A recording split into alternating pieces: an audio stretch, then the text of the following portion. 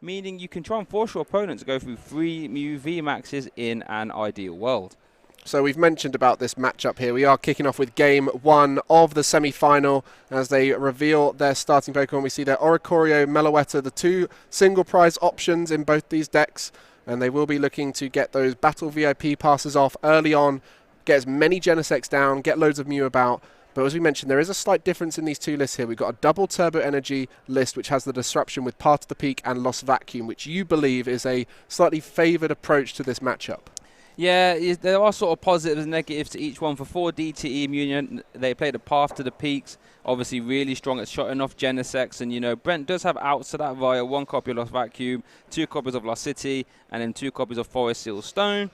But, you know, it's just a bit of an uphill struggle. You know, sometimes you can just grind these Mew decks down to a halt, stop them drawing cards. But then for Brent, when you play the Fusion Energy, you do get to play Meloetta, a strong one prize Pokemon that can swing for, you know, real high damage, taking 2 prize cards, maybe even 3. And that Jari has to respect that threat as well. There's also that going second approach that is slightly more favourable. So if you do have to go second for Fusion, you do have the ability to get an early knockout.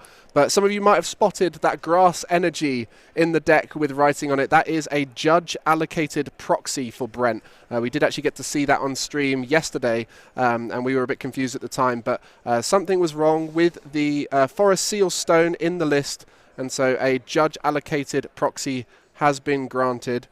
So if you do see that, do not be alarmed. It is not a Grass Energy. But we do see an early turn. Meloetta's down. The game plan, using those Meloettas, very effective at taking big knockouts without revealing too many prize cards on the board.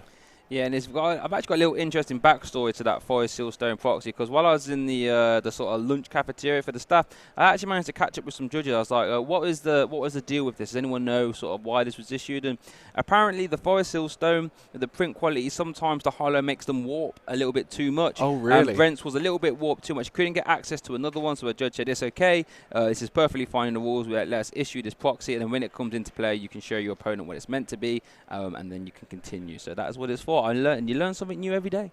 Yeah, and it's all about fair play here. We've seen all through the weekend judges coming in clutch and making sure everyone has access to the rules, and whenever they need them, they can always ask for judges for advice, and then when those rules need to be implemented, the judges are there to do it. I love sitting in the area where the judges are eating and listening to them converse about the rules, because they know a lot more than most of us. And speaking of judges, neither of these Mew players playing the judge card, which we did see in some of the Mew lists throughout the weekend. Yeah, my good friend Dimitri Eaton got himself a top 64 placement with Judge Mew, and I believe in Toronto, you know, Tricky Jim is doing really well. I think last time I checked on the 8-1-1 record with Judge's Mew. But one interesting thing from Jari here, of that Ultra Ball, getting rid of a Lost City, that's fine. But that Cross Switcher in the discard pile, what that means is Jari has no access to Cross Switcher until he takes prize cards now, because there's 3 in the prize cards, 1 was in the hand, now that's gone. Jari does play, you know, 2 copies of, well, 1 copy of Serena and 1 copy of Boss, so there is some Gust available, but only at 2 copies. And yeah, the switch outs, you know, you've got the free retreat on Mew, so switch outs aren't as vital, but when you're chaining Technoblasts, it can be quite useful to have a Cross Switcher style attack. And then there is 1 switch card to be able to retreat into a basic Pokemon and then switch cart it back if that's the case. But at this stage, the Oricorio down, the Meloetta's down, and it is much more favoured to go first in this matchup. But the Fusion Energy Mew VMax does have the ability to get ahead early if it goes second with a bit of a high roll. Yeah, it's an interesting setup here from Brent, is that when he's gone for the double Meloetta. This is normally a strategy you see when you're in the Mew Fusion mirror, because then, you know, if you try and play around your opponent's Meloetta with Escape Rope, you've got a 1 prize option. I wonder what Brent might be trying to build towards here is a double Meloetta strategy where you at least a sparkle to both the Meloettas, and in that case then with some power tablets, you can actually start taking 2 prize KOs with only 2 fusion energy on stuff like Genesects. A really good way to sort of up trade and make use of Meloetta. Now that strategy can be a little bit risky. It means that you can't have as many Genesects in play.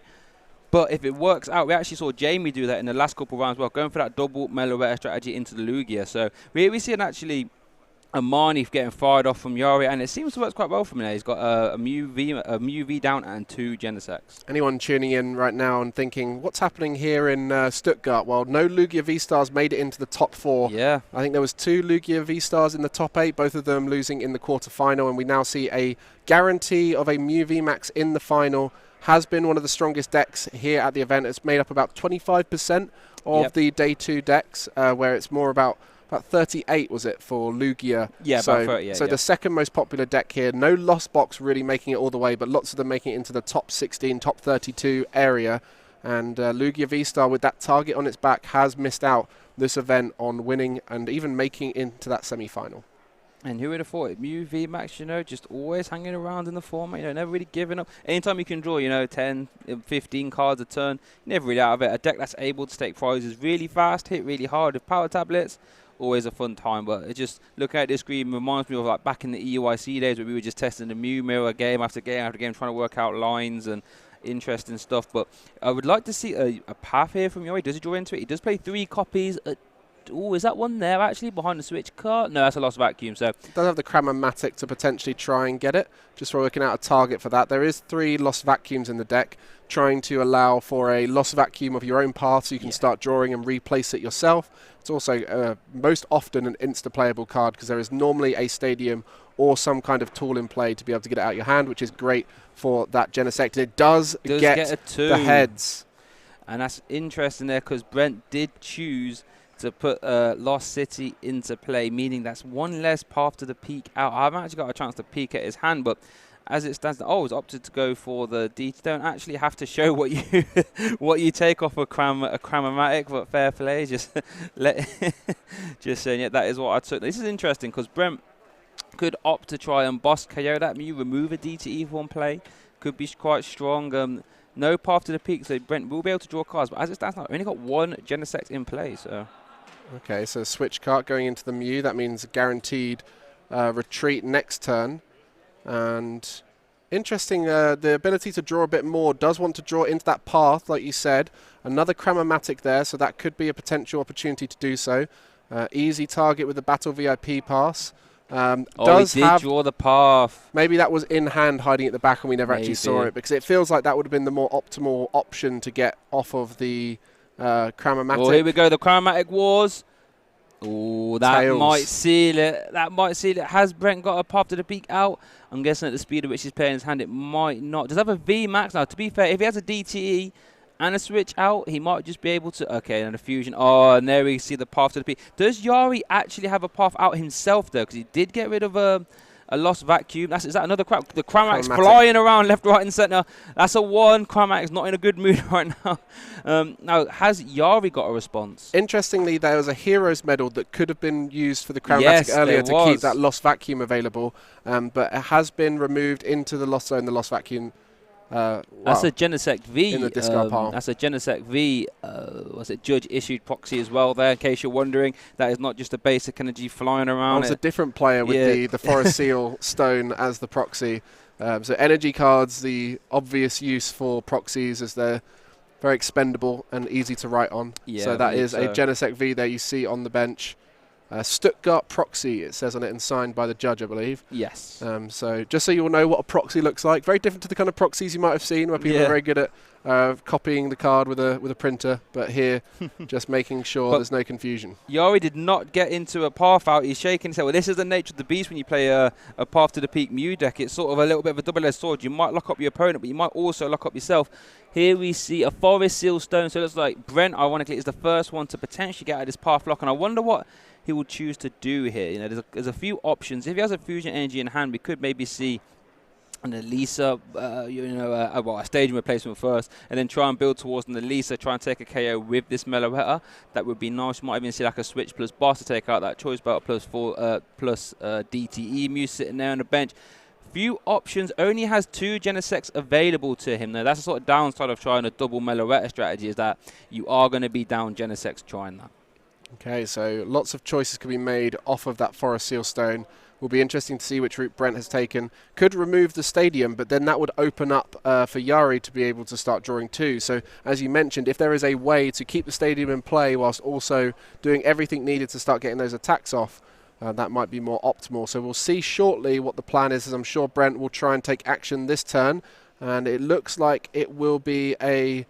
is that discard of the Battle VIP pass, maybe? I'm not sure. Has Jari dropped has he dropped his hand, Jari, or something? Because it looks like he's picking cards up from the floor. I don't know. I think he might have dropped the card, yeah.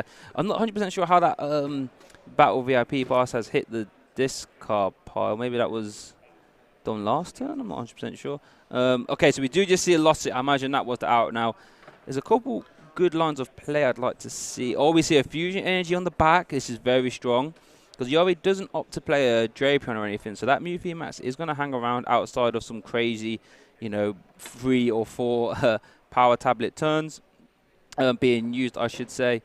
It's like they're just confirming something. So I think that looks like it was a quick ball where he didn't choose to search through his deck, maybe, just to thin. That must be what it was. The Battle VIP pass. Yeah, on the text of the quick ball, it does say shuffle your deck afterwards. But if you don't ever search into it, some players like to just cut corners and ask if it's fine not to shuffle the deck. And while that was happening, Jari was picking cards off the floor, so we all just got a little bit confused by that. But just confirmation from the judge and Jari to make sure we all know what's going on there. How did that Battle VIP pass magically jump into the discard pile? All makes sense. But now that there's no path in play, those Genesects are active. And so we'll start seeing loads of cards coming out of that deck for Brent. If he can play lots, then we might see up to 12 cards from 2 Genesects here. Definitely. We see a second Mew VMax come down. What is this card here? I'm intrigued to see. We still need to see some sort of switch out. Here we see an Elisa also. We can get to 4 Fusion Energies in play. Interesting decision to opt to attach to the Meloetta. I wonder if we're going to see that get paid retreat. Normally when you're a Fusion Mew, you really want to try and get to 4 Fusion Energies. Yeah. Oh, yeah, so just the confirmation that the Battle VIP pass was prized by a quick ball. Yeah, so we do see the Elisa onto the active, so we can just pay retreat. Obviously, there is 1 Fusion Energy in the prize cards there. Interesting, though, that he attached both Fusion onto that Mew VMax manually. There is one Fusion in the prizes, and so the Elisa was only ever going to be able to get it onto 1 Pokemon, as the other 2 were in the hand and attached manually. So, as you mentioned, the potential to a manual switch here, but there is potential still to dig with that Proxy Genesect V on the bench. So after some discard, that Ultra Ball getting rid of 2 power tablets. Wow. And that will mean the hand is very thin. And no need to find Pokemon now. Both Mew VMax available, 2 Genesect on the bench, Meloettas in play. No real need to find any more cards. Only will be for deck thinning, potentially. And at this stage, Brent is fully set up and ready to start taking knockouts. Yeah, imagine Brent on the back of this Mew VK is just going to try and go around the Jari's Mew VMax. You're just going to try and go boss now to close this game out. He's the first one to take 2 prize cards.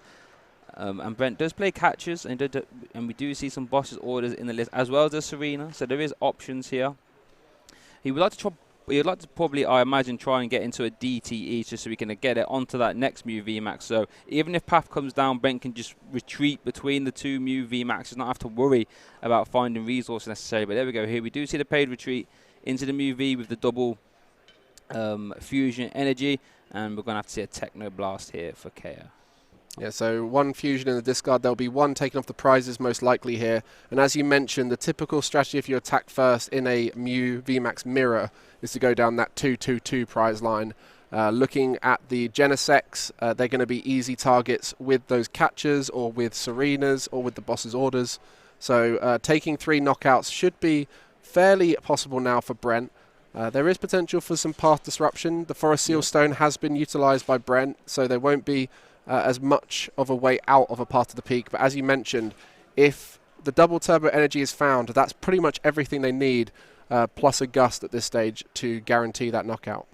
Yeah, for sure. And once Brent gets into that DT, he'll be in a much stronger position. Although that does say, Brent might want to go down the boss route, but that does leave yourself vulnerable to that big multi-power tablet turn, because, Brent doesn't play an Oricorio, so that means you need, I think, 3 mods, I believe? No, 4 mods, I should say, to one-shot a Mew VMax with a Techno Blast. And here we see 2, so we are getting there. We only need 280 right now, isn't it? Yeah, so we just need 1 more modifier. You need 4 mods in total to get to 310 with a Techno Blast. We see the Choice Belt. We see the Power Tablet. 1 more Power Tablet actually is a real big turn there for Jari. Plus a path would be beautiful. Oh, if there was a path as well, oh my goodness, I'd be jumping out my seat right now. That would be an amazing turn.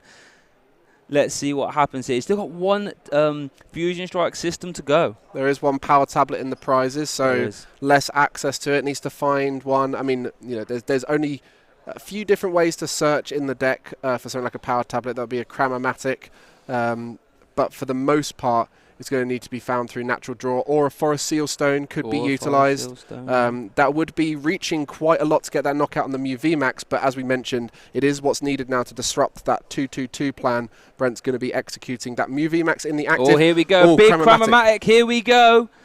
Oh. And it's a Tails, so that is going to thin the hand a bit, but there's Genesects have all been used, so nothing in the hand right now to potentially play, and so that's definitely limited the options here for Jari, as he is looking down at a Mew VMax with 310 hit points, can only hit for 280 right now with 2 power tablets, and the Choice Belt does have that Forest Seal Stone access, so we'll be able to get one more modifier in here, but that is going to be using up a lot of resources on Jari's side, and if there was no path in that hand, or no power tablet in that hand, one of the 2 pieces he needs here, he's not going to be able to fully disrupt Brent into this next turn. He still needs to find himself the VMax here as well. I kind of forgot about that. I just assumed it was that. I think the Forest Seal Stone took the VMax, so there we go. I'm guessing there's no tablet in hand. He probably would have played it already, and Jari sort of went all in. 3 pieces needed. Yeah, 3 pieces needed, and it sort of went all in on that turn. And when you find yourself behind in this position, the Mew Mirror going second, you do have to try and go for the big 4 mods or even 5 mods KO sometimes, and it's unfortunate it doesn't pay off. 1 piece of the puzzle short. So that 1 power tablet is the only piece that was needed. The Forest Seal Stone was able to find whatever was left amongst the 3 pieces, but the path to the peak will disrupt Brent a little bit, but if no knockout comes out on that Mew VMax, then we will see, as we do, 280 hit points taken by that attack, but that Mew VMax will stick around and be able to start taking out some Genesects. No problem if it gets knocked out, as long as another energy gets put in play. Considering we've seen the Lost Cities both be used by Brent, there is only 1 stadium bounce out now. And that is going to be via that Lost Vacuum. You're 100% correct. Silene could come in. And Silene as well actually does play, but then you won't be able to draw the cards off the Silene unless he has the copies of Trekking Shoes in there. Just play 2 copies of Trekking Shoes. Love that. A little bit of extra dig. Love to see it. I'm guessing by the speed of what Brent is looking at his hand, I'm guessing this might be a slightly harder hand to work with here. I imagine if you had that out immediately. He does have the Lost Vacuum in hand. Oh my goodness, okay. Oh, he has a lot going on there. And I think he had the Switch card as well. So a Cramomatic as well. Cramomatic, yeah, he should be okay. The only problem is though, once this Lost Vacuum goes, that next path, if it comes down, will be sticking. Okay, so we see the Quick Ball being put into the Lost Zone in exchange for that path. So all path disruption outs are gone. Alyssa Sparkle, not relevant this time. A Silene in hand, so the Silene now might be able to bring back some of those Lost Cities or the Lost Vacuum to be usable in the future. And we do see a catch ahead. So we're going to now see a 2 prize Pokemon brought up to the front and will be in range of a Techno Blast if that Mew VMax in the active is able to reset. Of course, yeah. Okay, just to confirm as well that that sort of grass energy on the bench there is not just a grass energy, it is a judge-issued Genesect V proxy. Judges tend to do that if players' copies of cards are like warped or have gotten damaged during tournament play. So essentially a marked card without the player really being at fault. It's just where the card has unfortunately warped in a way, and so that judge-issued proxy is there. But this hand from Brent is delightful. Oh, and they got their heads on the Cram as well. I wonder what this search is. Does this find a DTE? Does this find... Probably just find a DT just so you can retreat. Because you can retreat and then attack with the bench Mew VMax. Doesn't need to find a switch out then. And all of the switch outs, you've got things like Escape Rope, which you don't want to be using in this situation. You could, in theory, go into a retreat switch cart. Yep. But having that DTE down might be a better option because it will allow you to put that Mew VMax with damage onto the bench away from an easy knockout next turn. Yeah, for sure. And you would just rather try and get the easy retreat here, attack with this one with the Choice Belt. Then if anything goes crazy, you have this one on the bench, has the foot, it has the 2 fusions. You can Serena up the Genesect, not have to worry about mods at that point, and just close this game out. Because Brent does have a Serena in hand right now. So it's going to be down to Jari to try and stop this boss or, catcher, Serena, whatever you want to call it. That sort of double gust strategy. And we mentioned about the going first in this matchup. In pretty much every mirror, going first is the better play, but the Fusion Mew went first in this game, so therefore it was the better start, but has the stronger going second game plan that can steal victories off with that Meloetta high roll in the first turn. So Brent very much in favour in this matchup, just thanks to that going first. But you mentioned beforehand that the double turbo energy build has some disruption ability with that path, which we've seen, which can often steal wins as well. So we're very much seeing Fusion Energy having the better flow of game, but the double turbo energy build having that ability to disrupt a lot better. Yeah, and that's the sort of nature of the beast when it comes to Mew VMax. If you want to be as most aggressive as possible, then you play the Fusion Energies Meloetta. If you want to be, still a very aggressive deck, but be a little bit have a little bit more hand control elements and disruption, then you go down the 4 DTE route. So over to Jari now. Has only got 2 Genesects now in play, and he's thinking, he's staring down. Now, all we see are rocks, and so that Serena is going to the bottom. Well, not going to, but it's getting shuffled in. Whatever card, we didn't quite manage to see what Brent took off the Silene, is now being shuffled away, so he will not be drawing that, and he only gets 2 cards here. And so that Mew VMax on the bench is got 30 hit points left, which will be in range of the Glistening Droplets attack from the Oricorio, and that would also leave the Technoblast used Mew VMax in the active spot. So would force a switch out requirement from the Mew VMax in the active spot, would take those 3 prizes, and would potentially be able to sprinkle some damage onto the active one through that Oricorio, but still, it would be out of range of any kind of knockout. Yeah, that's actually a fantastic point, actually, making it really hard for Brent to be able to attack there, forcing a retreat into switch option. If you can combine this Roxanne with a path, just really lock down Brent. Yeah, that Glistening Drop, it's not an attack you hear or see all the time, but being able to put 5 damage counters on your opponent's Pokemon can come in handy when you just miss KOs like we saw Jari did. And I wonder if that's the route he'll go down. Indeed, but that does also leave a fully powered up Mew VMax in the active spot with the double turbo energy and the choice belt attached. So it would mean it could potentially survive a turn, as we've seen 3 power tablets used. One of them is in the prize cards, and it still would be well out of range of a single knockout. Typically, Mew VMax only able to get 1 knockout onto a VMax, otherwise it's a bit tricky. And the disruption here could steal back a turn, but ultimately... Do you see a path? Oh, there is a path there. So the Roxanne into path, definitely a strategy in this late game to get the comeback, but it's still a lot to ask for Jari here, because Brent just has to get 1 more 2 prize Pokemon knockout, and we did mention about getting a path out back into the deck, but I don't think the Silene ever did it? We couldn't quite see what it targeted. I would like to imagine it was the vacuum, but even if it was, it's been Roxanded away now anyway, so Brent probably, well, there's a chance he has it in hand, but it's very low. And this path is going to be quite deadly, actually, if Jari decides to put it into play. And the Glistening Droplets play is actually really strong, forcing so many outs there from Brent. Yeah, so the Silene on top of the discard pile did get played, I think, but I might have missed what it got back in. You reckon? Oh, did he take it? Oh, I thought he left it on top. I could be wrong. I don't know. We can't confirm that. Sorry, we might have missed that. I'm sure you had a better view of it than us. Maybe it was a double tails from the Silene. Who knows? But path will be going down. Even if there was outs in the deck, it's still very tricky to get them. 2 cards in hand for Brent. A path in play, and is calling out the Glistening Droplets. 3 onto the bench Mew VMax, getting that knockout, and 2 onto the active Mew. So if there's no Silene in Jari's build, but if there was a way to get 2 hits in a row on this Mew in the active spot, then that would be deadly. Well, for sure. I mean, this Mew has to start playing musical chairs to even attack next turn, and if this Mew VMax just stays in the active or can't attack or, retreats into a 1 prize, if Jari can then gust it back, get a hit in, always see a catcher. Here we go. So many coin flips this round. Oh, my goodness. Oh, that one's tails. Yeah, because the chance to get 2 hits, because the Mew VMax might just stay in play. And there's one of those outs that the Silene was able to get through the Lost City. Yeah, I wonder if it took the Lost City then. Oh, my goodness, this is so forwards and backwards, this game. Oh, my goodness. So now we see that potential for draw from Brent, and that means he's going to have access to any of the gusting effects, Serena or Boss's Orders, to get one of the Genesect up into the active spot. We'll need to do a little bit of a dance with that active Mew VMax that has used Technoblast last turn, and some deck thinning here with that Ultra Ball, maybe getting another Genesect down to help that draw potential.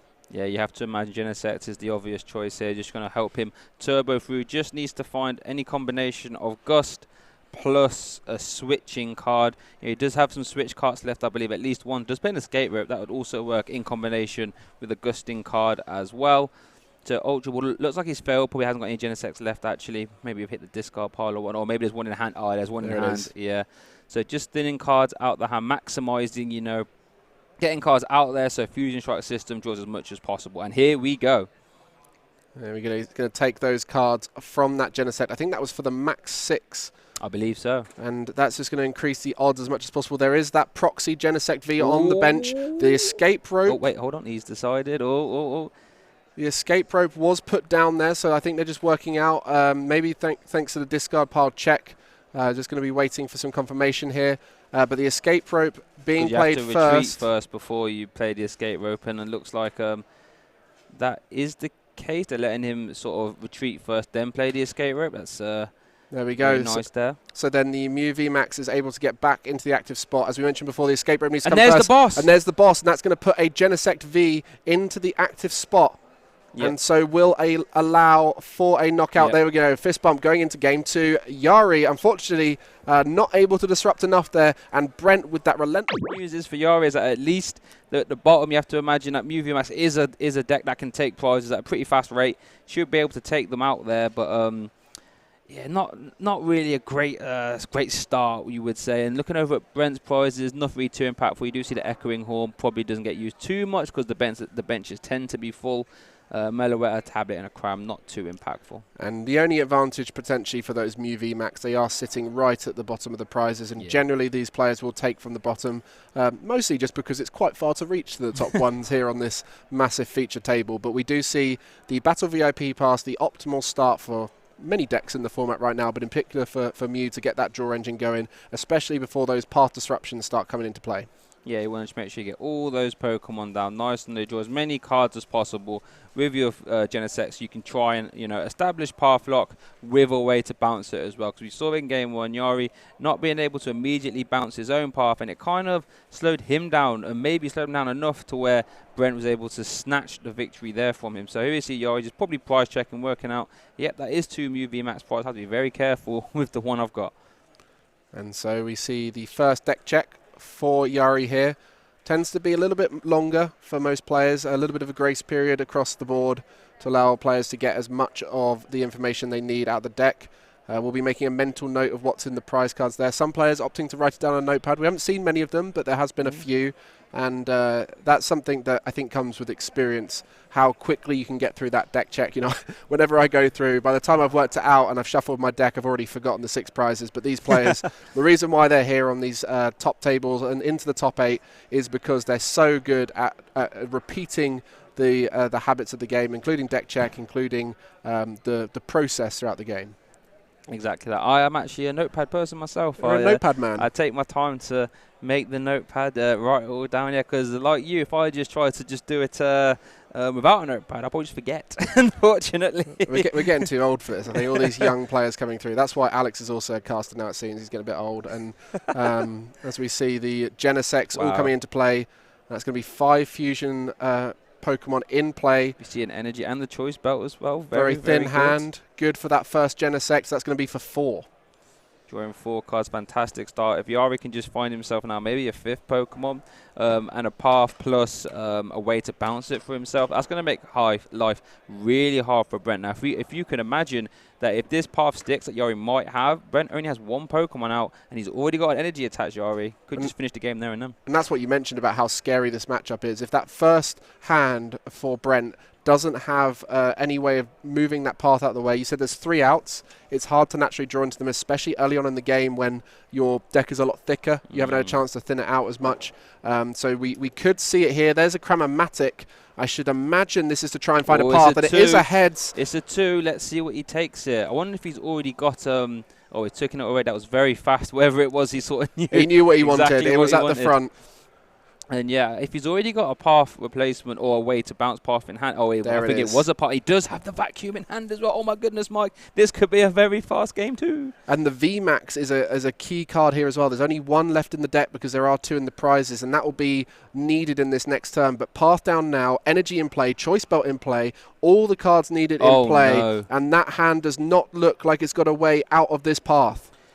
All Brent can really do here is just put some Pokemon down so he doesn't immediately lose next turn, but you are correct, there are no path outs in that hand at all, meaning Brent, all he can do is maybe bench another Genesect, bench a Mew, maybe bench 2 Mews so he doesn't just immediately, get Serena or Boss and be out the game completely, but Not looking good. We mentioned about the strategy in this matchup and how the first person to attack, if they get a 2-prizer, they can then just go through that 2-prize, 2-prize, 2-prize route. Yeah. And it was a lot harder to go through 2 3-prizes the other way round. It required some disruption. But if Jari can go first on that knockout, get a 2-prizer, it's going to be very simple for him to just consistently get those knockouts to win the game. Especially since he's, especially considering he's playing cross switches, still has, a copy of Serena and Boss, but cross switches are equally allowing you to just maneuver, obviously resetting your own Technoblast stipulation as well, and allowing you to dissect your opponent's board. And I think Brent does take a Mew. I imagine he might play that Ultra Ball to take another Mew as well, just so he doesn't, get out of Mews, if you say, if it gets bossed. But this is not looking good for Brent so far. Yeah, and this has also got a little bit to ask for Jari. Does need that VMax. True. Which, as we mentioned, isn't going to be easy, but does have a way to get rid of the path and can start playing cards down, get those draws in and replace that path. And that's the beauty of this disruption build. It does play 3 paths, 3 lost vacuums. So even though you're putting paths in play, you are able to reset that disruption on yourself. Okay, and this is going to be a big turn for Jari. Can he weave in a boss's order, Serena, or cross switches onto that Mew V and take out? Remember, he only has 1 VMax available, so that might be... Oh, he has an Ultra Ball. Is that a boss as well? No, that's a lost vacuum. And a Marnie there. So he's got Ultra Ball. I imagine you probably got what? Lost vacuum, the path, Ultra Ball for the VMax, and then start Fusion Strike systeming, I imagine. Oh, if he does that, he'll get 6 cards off of that Fusion Strike system too. So that'll be an outrageous turn here. And could even be at that sweet spot of, I'm just going to remove it from play. But looking to draw naturally here, perhaps didn't want to Ultra Ball one of those cards in hand, so wanted to draw into something different. So we could Ultra Ball something a little less relevant into the game. And you do see that there, a Mew plus, I think, a Quick Ball there will be discarded. I guess you could argue for Jari here, just taking 2 prizes is good enough. Doesn't need to weave in the boss, because if you can re-establish Path Lock, taking out a Genesect, just leaving the Mew V in the active, you're still asking a lot from Brent. Even if he does have VMax in hand, he can't copy any attacks. And we saw the Ultra Ball plus, I think it was a Quick Ball maybe, or a Mew. And then it was that third card that we didn't know what it was. Perhaps that was a resource that you really wanted to hold on to. And that's why you might use the Fusion Strike system beforehand, so the Ultra Ball isn't having to be so aggressively removing of useful cards later on. But we do see the second Fusion Strike system coming through, a Forest Seal Stone. The Mew VMax is in play. So everything now for Jari, just the boss potentially for the Mew. We see a path as well, so we can even re-establish Path Lock if he chooses to. Gets rid of a tablet and a Quick Ball here. Ultra Ball might grab, I was going to say another VMax, but that's not an option. So this is probably just going to thin the hand, so we can just draw more cards off this Fusion Strike system. Maybe draw into double cross switcher and really seal this game up. But both Mew VMax players are smart enough to know that this Ultra Ball search, not finding a VMax, will be making it very clear that there's 2 prized for Brent. We know that they're likely to be drawn off of this knockout anyway. But for Brent, he'll be playing to that as a potential out next turn, thinking, well, if there's no VMax available as your secondary attacker, then there is a way. There might be a way that I can make this tough for you. For sure, but I'm guessing Jari would probably, hopefully for himself, at least take one of those VMaxes on the back of this KO. So let's just see what happens there. Failed Ultra Ball. Here comes the last Genesect getting to draw 4. And he does have that Forest Seal Stone to fall back on as well. Maybe opting to use that to find a Forest a Path to the Peak replacement, I should say, next turn. Because you can use Forest Seal Stone on the Path to the Peak lock. Or maybe he uses it now to try and, fit one piece of the puzzle via cross switches or whatnot. I'm guessing since he's retreating now, he probably doesn't have the cross switches. Probably going to put the path down and take this KO. So yeah, you see the Lost City as well there as a bounce in hand for next turn. I think there was also a Lost Vacuum maybe in hand. So we'll be copying Technoblast, specifically that middle one. Yeah. And we'll be attacking the Genesect. Not only is attacking the Genesect great because it didn't require the boss, so he still maintains that Forest Seal Stone, but it takes away draw support. So the Mew VMax is in play. There is potential now if you can get a Genesect down, which I think will be the next plan off of this Ultra Ball, does have access to the Technoblast. The modifiers will be tough to come by, but we'll be able to get an attack off this turn. Yeah, and that's a sort of good thing about Mew VMax in comparison to like a Mewtwo and Mew tag team from back in the days, that it doesn't actually need an ability to attack. It's the effect of the attack that allows you to attack. So even under Path Lock, you can still copy Technoblast. We do have one mod, so that will be 210, but that is all you'll be doing. Next turn, you have to even start trying to play musical chairs again if Jari opts not to replace the stadium. And actually, he wouldn't even need to. He can just, because he took a VMAX out of prize, can evolve, retreat, swing again, and really put some pressure here on Brent. And maybe that's what Brent's hoping for. He knows that there were VMAX prize, but the moment this VMAX comes down that he took from the prizes, that's going to be pretty clear to Brent that this is going to be a tough old match to win. There is a Genesect target to go down that 2-2-2 line, but we'll probably have to go through a 2-2-3. One power tablet has been discarded, so the limitations on that 4 damage modifiers, choice belt plus 3 power tablets is a bit tougher, but is still possible. Is still possible, and I wonder if Jari will try and get some cross switches or even a boss's orders to try and get rid of that Genesect, because then Mew can't even attack at that point. Here we see the V-Star. This might give us a little clue as to what he's doing. He might just opt to grab Boss or Serena here, because again, if there's no bench Pokemon, Mew can't attack. It can't even use Max Miracle at this moment in time, because that is a 2 psychic energy cost. So let's see what Jari does here. There is also the potential just to attack into the active Mew VMAX, knowing that by doing so, it would force him to have to bench down another V. Yes. So that would then open the 2-2-2 line, or you would just have damage on the active. And that Mew VMAX in the active did use Techno Blast, so would need to retreat, but it will be attacking the Genesect, and that will take away some draw support. As you mentioned, there is no Pokemon on the bench. Somehow that Genesect has fallen asleep, but we will be seeing the Mew VMAX knockout on it, which will remove draw engine and attacking options from the bench for this Mew VMAX, and I feel like there's not much way to come back here for Brent, and we'll be looking to go to game 3. Yeah, this could be last chance saloon here. I don't know what that one card was, but was it like a staging replacement? It was a Meloetta retreating to Meloetta. Fair play to Brent. You know, this is Top Cut rules now. Games are longer. You can, try your very best to try and snatch victories back. This is looking very bad for Brent here. Jari just doing some calculations in his head. Doesn't have to play musical chairs, can just retreat and start attacking with this next one. That looks like what he's trying to do. No need to establish path lock at this, get rid of path at this point when you can just cycle between these Mew Vs. They shouldn't VMAX, I should say, because they're definitely not going to get KO'd anytime soon. Yeah, the board is so well established for Jari. 2 attacking Mews can just jump between the 2 of them. And now we do see that Mew VMAX in the active spot can make an attack, but nothing that can knock out either of the Mew VMAX at this stage. And even if you do knock out one, there's going to be a return KO from the other one. And you can just see here, going through that discard pile, there is only 1 damage modifier in there, the power tablet. So there is potential here for Jari to reach for a big knockout, but I'm sure he'd rather have the path in play and establish a slower knockout approach on the Mew VMAX. I wonder what Brent's considering. Has he got Gust in that? Looks like he's eyeing up. Yeah, he is. So he's going to try and boss stall. Probably going to go into Genesect, goes for the one with a Forest Seal Stone. Guess in case, if Jari plays Air Balloon or whatnot. But I know Jari does have a DTE in hand to pay this retreat cost. Or an Echoing Horn. Echoing Horn plus Gust would be nice here. Does he have it? Echoing Horn plus DTE retreat. There's a Serena. Just needs to switch now. He does have a DTE in hand, and that wraps that one up. Jari taking game 2. Evening it up here in this top 4, baby. Going to a game 3 win or go home scenario. Decide ultimately whether Fusion or Double Turbo Energy is the better deck here.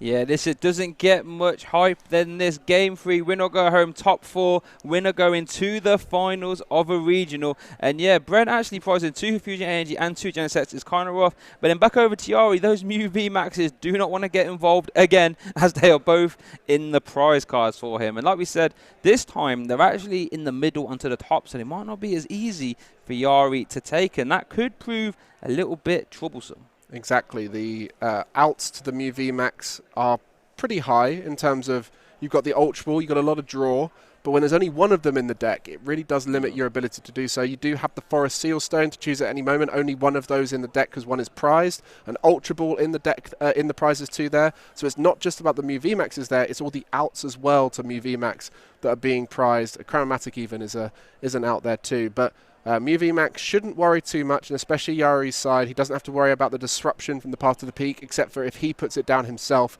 where Brent will be more concerned about getting a strong first turn here to establish as good a board state as possible so that that Path to the Peak disruption doesn't come in and destroy his turn 2. I'll be intrigued to see how Brent approaches his game, his turn 1 this game, because in game 1 he opted to go double Meloetta. Probably not going to be an option now that he's prized 2 Fusion Energy and actually ditches the third. So that means Brent's going to have to be relying on DT to attack now, which, you know, is okay, but it does mean you're going to be at -20. But sometimes you will need a mod now to start KOing a Genesect, which can prove troublesome, especially if you're under Pathlock. And Oricorio there, so it could be a -40 with those two combined, which does make these Mew VMaxes out of range, and it would start meaning damage modifiers needed for the Vs, in fact, the Genesect and the Mew. And at this stage, 2 Genesect Vs, 2 Mew Vs down on the field. Plenty of draw potential here for Brent, and you want to be motoring through as much of the deck as possible while there's no path in play. Worth noting now, you see an escape rope gone as well, and Brent doesn't play too many switches out, only 2 switch cards and 1 escape rope, so, you know, having one gone if you're starting to have to play musical chairs. Interesting though, I'm guessing with 3 fusion energies not available, that Meloetta's probably not going to get an attack in anytime soon. If it does, it'll have to be with a DT and a fusion.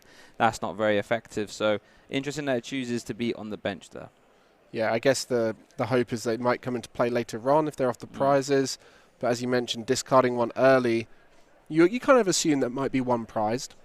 So discarding one early would limit that potential as well, but we do see here Trekking Shoes, an interesting include from Brent. Yeah, not something you managed to see fit into the fusion build much because space, right? Especially when you're playing Pokemon catchers as well, and you know it's hard to fit the Trekking Shoes. It's an amazing card from you though, right? You know, letting you look at the top card of your deck. If you don't like it, you can discard it, and if you like it, you can take it, and if you do discard it, you can just take the next one. It's a real good always include if you can fit it in, because you can just dig. Perfect when you're trying to find your VIP battle passes or Elisa's or, you know, anything like this. Power tablets even, really nice. But yeah, I would be quite concerned here for Brent though, because he has got 2 Genesects prizes, and operating off 2 Genesects, let me tell you, Mark, the difference between 2 Genesects and 3 is massive. Yeah, and that Meloetta filling up a bench spot, as you mentioned, probably not going to be attacking here. The Mews both down as well, but that is just due to those Genesects being prized. Not ideal to have to see 2 of those in the prizes. 2 Genesects, 2 Fusion Energy, not great. The 2 Mew VMaxes there, so not playing the optimal strategies on both sides just due to those prize cards. And we will be seeing what the start is here. A quick ball of the Lost City. Generally in this matchup, Yari's going to be using Path only. The Lost City is available for Brent as well, so if he wants to keep the Lost City in play, we'll likely leave it there. Quick prize check though for Jari. Yeah, I wonder how he'll be like, wait a minute, guys, why are you in the prizes again, Mew VMaxes? We need you.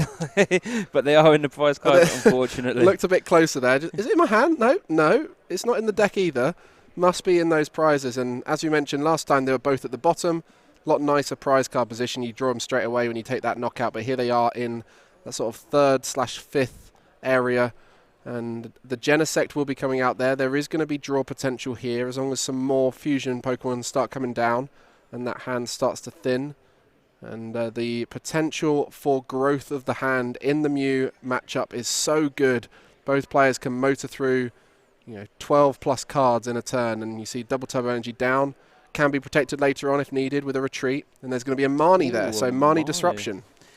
Yeah, Marnie's super interesting in the Mew mirror because for the most part, Mew decks tend to operate in that sort of 4 to 6 hand range anyway when you're thinking about Fusion Strike system. I imagine Jari probably didn't have a way to fill the bench much more or get cards out of the hand, so the Marnie going to give him a fresh hand here, hopefully trying to fill the bench a bit more, and hopefully in ideal world be able to establish Pathlock. That is not a great hand. Now, I guess you can start attaching these belts and start drawing, but I guess in an ideal world for Jari, just wants to try and get a bit of path down and try and hopefully have an answer to get rid of it as well. And that's both choice belts there as well. So you see, held on to the second one to try and put it onto a Mew. Doesn't want to place it down onto a Genesect to try and remove it from the hand. Only 2 in the deck. Vitally keeps at least 1 later. Might need it as a damage modifier as the Mew VMax is only in range with 4 modifiers. So choice belt needed as part of that. And we see the Forest Seal Stone is going to be activated here early. V-Star flipped over, and we're going to be seeing the perfect card choice for Jari as he searches through the deck. And well, yeah, it's going to be a battle VIP pass potentially, but he doesn't have to reveal it, but he's going to be playing it straight away. So he brings it out, and this will open up more draw potential. Yeah, I think it's always going to have to be for a VIP battle pass there. Can't leave this Mew in the active with a choice belt and DT. Way too easy for Brent to care, especially since there's going to be no path out here. So was always going to have to try and find a bench poke, but maybe now you can retreat into the Oracorio. Only give up one prize. You know, one prize is fine because Brent's going to try and go down, you know, the 2-2-2 prize route. So I wonder what he chooses to retreat into here. Can place that choice belt down now, and there's going to be a chance for one more Genesect here. If a path to the peak is found through this draw, that would be ideal. Maybe a Cram-O-Matic as an out. We did see a Cram. Genesect, power tablet there. The retreat's going to happen, so I assume would have done everything else beforehand. No need to use it. Holding his hand upside down, I respect that.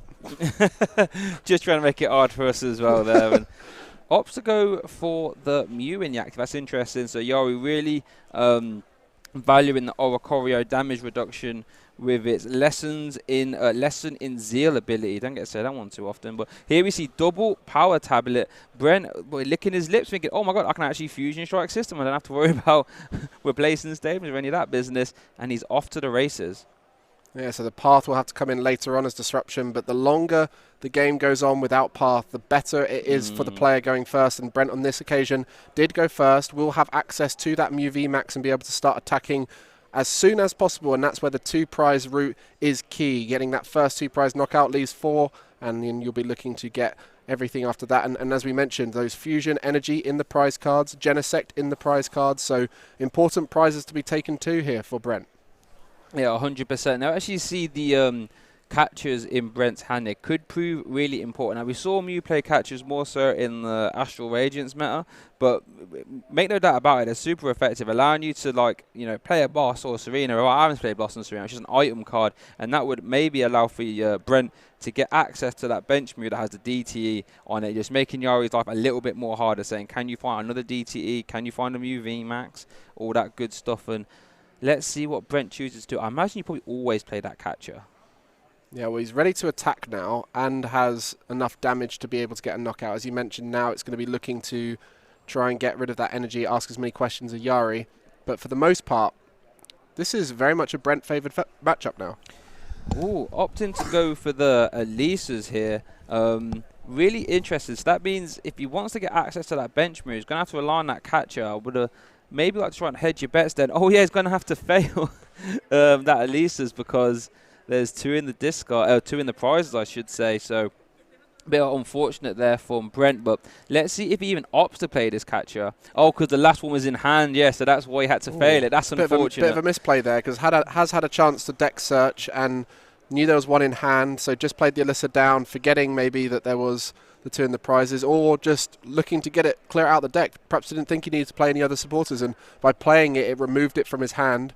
And we'll be getting that knockout on the Mew as we see the draw here for Jari. What do we have to see here from Jari to be able to get back into this game? Well, I think you never really want to hit into this Mew VMax, I think. Unless you can, you know, line up the mod, you probably just want to try and go down 2-2-2 yourself and hope that your Path and Roxanne or anything like this can stop Brent from doing it himself. I guess it's interesting from Brent that he chooses to hold the catcher, I guess, now, because you want to go around the Yari's Mew VMax. You end up playing this little dance in the Mew mirror where you're just trying to go around each other's Mew VMaxes. But I have to say, Yari's not in a bad spot here.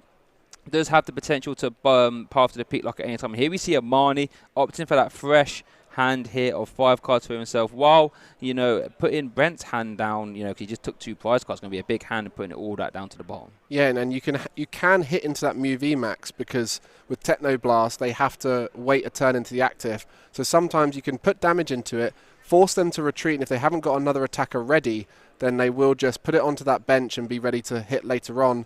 And that's where that 3 pies strategy can be available. If you hit a Mew with 2 hits, knocking it out, then there's a potential to get all those damage modifiers for the final Mew VMax. And ultimately, at this stage, the disruption route is required for Jari. That Marnie and Path needs to work out optimally here to be able to disrupt Brent fully, as he needs to get that turn back through disruption. Exactly that. Now that that's a really good way of putting it. Actually, Jari needs to get a turn back, and he did actually draw into a Path to the Peak and a copy of Lost Vacuum, so he can establish that Path to the Peak lock while immediately bouncing it for himself, which is really nice. He has got the Mew VMax already with a DTE and a choice belt with a power tablet played, so can just swing into this Mew VMax. Have still got some fusion strike systems to go. Let's see what so we see. You're going to try and reach for the big knockout now. There is a power tablet, a Cramomatic in hand. Maybe playing the Cramomatic first just to guarantee, see whether that power tablet was needed to be played. But we will see him grab another card through the Genesis. Maybe didn't have a target for the Cramomatic. You just need one more mod, I think, for the KO, right? 4 mods in total normally if there's no Oricorio in play. And he has got the Cram, so we can try and grab it. And that would be an amazing turn if you can go for it. Looking at his hand, did he have a... Oh, here it is. Here it is. It's going to be a big turn. Heads. And it's going to be tails there. So no more search potential with the draw. I feel like that power tablet right now is sitting... Going to be that 280 damage similar to last turn. As we see the Lost Vacuum going onto the Forest Seal Stone, taking away an option to get out of the part of the peak that's about to be played down. Would rather disrupt the opponent than give himself an out in the future. And he's going to be looking to hit for 280. Similar story to that first game where he wasn't quite able to catch up. But this time hoping that that part of the peak, through the rule of numbers, through the rule of odds, will be working in his favour. And no outs are found by Brent. Yeah, the shake of the head. Yeah, even though Jari couldn't get the big magic, 4 mod KO, he's in a fine spot. We can just clean up this Mew with a Glistening Droplets if it retreats. And like you said, law of averages, the path has to stick. He did play the Marnie, so resetting Brent's hand. So if Brent was trying to hold the path to the peak out, it's now at the bottom of the deck. And let's see what he does here. You mentioned about if he can retreat here, but that's not as easy as it sounds, because you look on that bench, and that Mew there with the double turbo energy on is ready to attack, but both Mew VMaxes outside of the one in the active are in the prizes. So for Jari, it's not going to be as easy as just retreat and attack. There's a lot to think about right here. As I think, wait, was it Technoblast that was used? Just looking at the numbers on it, I think it is 280 on there, because I was thinking maybe he went for the Max Miracle with the damage modifiers and thought that would be a better route. But we do see that retreat into the Mew VMax on the bench. Will be able to attack back, and is going to just announce a Technoblast, I believe that was. Yeah, well, you could go for the Murderous Echo, but it wouldn't be doing a whole lot of damage. So yeah, it would be... What is that? That's 170 there. So Technoblast with the Oricorio and the double turbo energy down to 170, and that is a Marnie once again. So Path and Marnie, the disruption option here for Mew VMax, piloted by Jari. A great combination, works amazingly well against abilities like the Mew VMax, but can sometimes disrupt oneself. So Jari has to be careful, as he has to find a way to get that VMax out of the active and reset it to be able to attack again. Well, he has drawn into a Lost Vacuum, so that's one piece of the puzzle. He can at least start trying to draw cards with Fusion Strike system at the very least. But you are correct, because of that text on Technoblast, he does have to switch. Like you said, there is no Mew VMax available for him to retreat and attack with, so he does need to draw into a switch. There's another Lost Vacuum. He does have a Cram. There's that tablet. Would have been nice a turn ago. Let's have a look. Tablet, Lost Vacuum, Cram. He does got another path to the peak, so he can opt to disrupt at that by that angle if this Cram is tails. So looks like he's eyeing up the Cram. I think you do have to hold the Lost Vacuum, I imagine. I don't think one copy of Power Tablet is going to be terribly helpful now. Yeah, after that first turn missing the big knockout, Power Tablet kind of irrelevant at this stage, because all of the Vs are within range of the Mews, and all of the VMaxes are out of range of the Mews. So we are going to be thinking about maybe that Hero Medal might come in weaved in here at some point. That reduces the VMax by 100 hit points and down to only a 2 prize Pokemon. But that path will be re-established, and we need to find a way to reset the active Mew VMax, and there's not many ways to do that. He plays one copy of Switch card. I'm not 100% sure if it hit the discard pile already. Oh, interesting decision there. Opt into quick ball away the path to the peak. Maybe Yari's foregoing that path to the peak strategy now because he knows he needs to try and find a Switch card. Is it in deck? Was it that middle card? I think next to the DTE. I can't 100%. Needs to slow down a little bit. I think that was a VIP battle pass. There might have been a cross switcher in there as well. Cross switcher, another way to move out of this situation. Would also allow to gust up the VMax that's on the bench. That's a little bit more damaged, but it would reset the active Mew. But then equally there's 2 Mew VMaxes in play, so he can just keep jumping between the 2 of them. And this is where that prize Mew VMax, the double prize Mew VMax, once again disrupting the typical game plan of Jari. I think he drew switch card there. I think that last card was a switch card, so we might be able to see switch card into glistening droplets to take 3 prize cards. Never a bad thing. Maybe cross switches into Psychic Leap could be a strategy too. It could be. That'd actually be fantastic, actually. But then you only have one Mew V in play, though, which would leave Brent an easy gust. And all we just see, well, there are cheats. I'm guessing the switch card's coming now as well. There, that is. And I'm guessing we are going to see glistening droplets here. But it kind of leaves you a little bit vulnerable. Like, this Mew VMax active could get KO'd. But it does mean Brent has to then find another switch, and especially with a re-established path lock, it's going to be hard for Brent to respond, because very similar to the game 1, actually, right, where you're KO in the bench Mew V, leaving one inactive that has Techno Blasted. And there it is. Which 3 prizes. Copy. He takes the Mew VMax in the 3 prizes. That was so key here. Ooh. If he didn't take that Mew VMax, then there wouldn't be a way to attack in the future after this Mew VMax gets knocked out. So a vital prize card taken there by Jari. I didn't know which of those middle 2 he was going to take when he slid them away. But the Mew VMax has been acquired. And that means that afterwards, there could be a chance for a disrupted, active Mew VMax that cannot move out with a Techno Blast. That disruption route is still available. Oh, there is a lost vacuum in Brent's hand there, though, so we'll be able to at least try and draw some cards. But you are correct. Yeah, this is interesting. Brent does need to, like you said, play a bit of musical chairs with this Mew to even get it attacking, because it is Techno Blast lock, like you said. And Jari's Mew VMax has taken some damage, so it is kind of vulnerable itself. This is an incredible game 3, everybody. They have to steal that turn back, as we mentioned, whether it be through a Techno Blast. There's a switch cart in hand there, so it will be able to retreat out the active spot and move back with that switch cart. So it can get an attack off here. But that will just take 3 prizes, which would leave 1 prize left. So it's not a guaranteed win then. And then that's where you start thinking about the next Techno Blast that needs to be switched out of. So over and over and over again, Jari here is trying to steal back that turn by keeping a Mew in the active spot with the Techno Blast. Bit of text. We all love to see this kind of text on these powerful moves. During your next turn, this Pokemon can't attack. It's been such a great end game situation across Pokemon for years and years and years, seeing a Pokemon just left in the active and people shouting pass across the table, see if they can move it, and that could be the case here with an attack announced by Mew VMax while that Mew VMax is stuck in the active. Yeah, it's going to be really interesting here for Brent, because I assume he probably can take this KO and then puts the pressure straight back onto Jari. At least Jari does have a Mew with a DTE attached, so, and a VMax in hand, so he will be able to at least, start swinging, but damage into a Mew VMax, it might not be as advantageous as you'd like. So Jari has played 3 Marnies now. The disruption route with the path, a big factor in this deck. There is still that Roxanne. That is the key here on this next turn for Jari. If he can get a Roxanne, I don't think he can get a path out because there is all the paths have been played. But even then, a Roxanne could disrupt it enough. It's so tough to disrupt with a Roxanne without the path. Yeah, because the good thing about Genesect is if you don't combine it with a path on the Roxanne, like, okay, I'm on 2 cards now, great, let me just draw straight back up to 6 instantly. Because like we said, we did see 1 path get played, 1 got quick balled away, and the 3rd one did get lost vacuumed there by Brent. So path to the peak is no longer a factor in this game. You'd have to imagine that would favour Brent more so than Jari.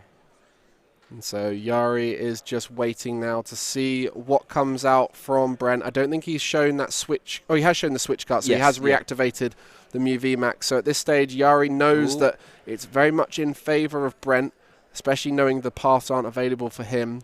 We sit here and we can tell that there's a path in the discard. 2 have been removed from play whilst they were disrupting. So Brent is in control here, and we mentioned how key it was to go first in this matchup, but everything Jari has tried to do to slow down the play, disrupt a turn, has just not quite worked out. That path hasn't been sticking, and just to remind everyone at home, the winner of this Game 3 will be joining Matusk in the finals, playing against a Palkia, Vikavolt, Raikou deck that we haven't really seen too much, but it's going to be there in the final. Oh, it's truly beautiful. The draw engine in that of Speed, Lightning Energy, concealed cards, the Celebrations Mew to find items. A great deck to watch later on, so do stick around for that final after this match. But we'll be seeing who joins them here, whether it's Jari with the double Turbo Energy Disruption Mew, or whether it's Brent with that aggressive Fusion Strike Mew. At this stage, it looks to be Brent in the strong position. Silene as well to start bringing back options. Double heads. Oh, these coin flips have been going very much on Brent's side. Lots of Chromatics failing for Jari. In fact, that key turn needed that power tablet through the Chromatic, but we see Silenes and Chromatics going in favour of Brent. as he puts a VMax and a Lost Vacuum in. Yeah, that was a Lost Vacuum. I guess Brent doesn't know Jari's path count. It's not too unfamiliar for these path decks to play 4. So just making sure, I'm just going to make sure, just in case another path comes down, I'm going to be able to draw some cards and get straight back in this game. And like you said, Jari, watching Jari's reaction when Brent rolled heads on that cram, Jari looking up, I believe, to his left thinking, why couldn't I get any heads, guys? Come on now. Yeah, it is tough. A lot of coin flips in this matchup, and generally across the board, the coin flips will win you games, but they don't tend to lose you games. You're not that reliant on them, but they are a great way to reset resources for the Silene. They're a great way to thin your hand out and remove things like your Battle VIP pass when you're using the Crownmatic. But every time you do get that heads, it's such a powerful effect. Putting stuff back from the discard pile historically has been so effective in Pokemon, and then equally that Crownmatic, the search for any card in your deck effect is so good too. And so we wait here and we see that Power Tablet modifier has been played down. And they're just discussing here how much damage it might be. And, we've got plenty of time left here in the semi-final. There is 11 minutes still and very much a conclusion coming soon. So neither player needs to worry too much about time. So they can take that little bit of extra time to calculate things. And it will be getting the knockout there on the Mew VMax. I think the reason why he had to calculate that is probably because he wanted to go for something like a Max Miracle with the Power Tablet just to guarantee the knockout there. And we'll be going into Jari's turn here. Not only is that Mew VMax in the active spot without the negative effect of Technoblast, but it's well out of range of a knockout with all the Power Tablets out of play. No Silene in Jari's deck. Yep. This is a rough situation. No, it is. And let's see. Looks like we're going to start the turn off here for Jari. Maybe with a Cram. He just evolves as active. Here we go. Can Jari get himself here? Hasn't had many of them. He does. Okay, so does this search for a Roxanne? Does this search for a Gust, maybe? Just to try and go down to 1 prize. Let's see what this search is for here. I have to say, I think Jari might be on the potentially the back foot here. His downloads of Power Tablets, but sometimes you just need 1 coin flip heads to get straight back in the game. Yeah, maybe getting a Genesect into the active spot might waste a few turns. And I mean, you've got to play to your outs at this point, especially as we said, there's plenty of time here for Jari. Been exceptional here in Stuttgart. His first regional, making it to top 4 from the Netherlands against Brent, both piloting the Mew VMax deck the whole way through. One of the most popular decks outside of Lugia V-Star here in Stuttgart, and have been mighty effective. So a cross switcher is going to be used. The instant retreat from that Mew V. Genesect might be suspended here in the active spot. We'll see what the strategy here for Jari is. Maybe he'll just go down the long route of Oricorio sprinkling damage onto the Meloetta. I imagine Jari would probably look to KO this, maybe try and weave it in with a Roxanne and just hope that Brent hasn't got Gust for game at this point, because Oricorio is very vulnerable. But then Jari does put himself down to 1 prize card here. 1 prize card each, maybe, if Jari opts to go for the KO here. 1 prize card left. Whoever takes the next one will be in the finals of this Stuttgart regional here. This win or go home scenario. This is very, very close. Either player capable of winning. You said just Gust for game here. And a Gust for game on what is a 1 prize Pokemon. So it's guaranteed at that point pretty much. And the disruption won't be as effective because there's no pass available for Jari. All the paths up to this point have not been able to stick. And for Brent, some of his outs for Gust, he's got so many. Exactly, yeah. He's still got a copy of Boss's Orders. But there's the Roxanne, though. So Brent's hand is going to get reset down to 2. Jari does get a handful of 6. Jari doing everything he can. If only he didn't discard that 1 copy of Path with the Quick Ball, might have been able to combine this with the Path to the Peak and really, really make it tight here for Brent. But as it stands now, we already alluded to, Brent will just be able to immediately refill his hand with a Fusion Strike system. And he's been thinning out throughout the whole game here, trying to get rid of as many of the cards that aren't as effective. Both players have been. You saw that Hero Medal going down onto the Genesect where it has no effect. So just trying to get rid of all the cards that they don't want to see off this Roxanne. And we mentioned this Genesect knockout. Both of them are going to be sitting on 1 prize card. And it is asking for as much as possible out of the opponent. 1 prize card remaining for both players. Does Brent have it to make it to the final? Here we go. Can Brent find that Gust? Oh, okay. Straight away, the Boss's Orders comes down. The Mew VMax mirror is decided. No Genesects required to find that boss. It was just in the hand after the Roxanne. And Brent will be your Stuttgart finalist, joining Matthias.